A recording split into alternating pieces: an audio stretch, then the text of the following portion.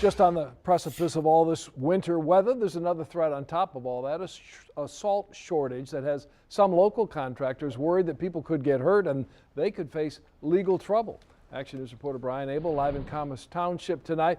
So Brian, could we be looking at a public safety problem here? Well, we possibly could, because here's what happens. When this happens, there's a shortage. Government agencies, they take priority, state, local, cities, so that they can clear major roadways like highways or Haggerty here. So when there's not enough salt left for the contractors that are tasked with cleaning up parking lots for major retailers like Meijer, that's when there's a problem.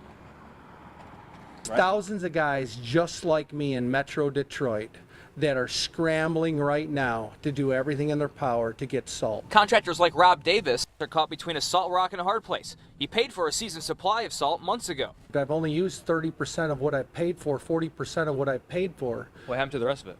It has been taken to give to municipalities, the state. The problem started with a long December freeze blocking the Great Lakes shipping lanes, so the big boats can't get the salt from the big mines to Detroit.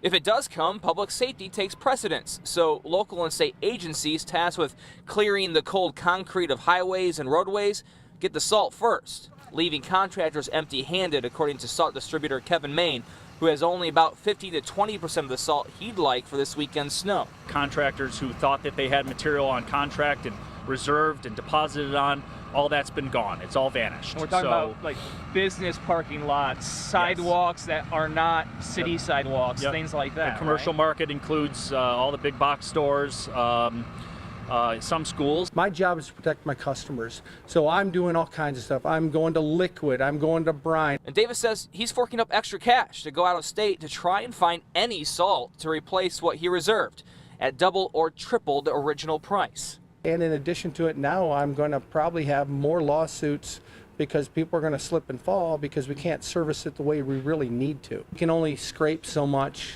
we can only remove so much, but I can't remove the ice. I can't remove the black ice. I can't remove those things that cause injuries. And the tough part about all of this is that seemingly all levels of the supply chain, hands are tied. So those local contractors, they are relying on the distributors in order to get their material. Those distributors, they're relying on the mines in order to get their salt. And the mines, well, they're relying on Mother Nature to cooperate in order to get those shipments to the distributors and back down to the local contractors. Reporting live, Brian Abel, 7 Action News. Brian, thank you. Count on Action News.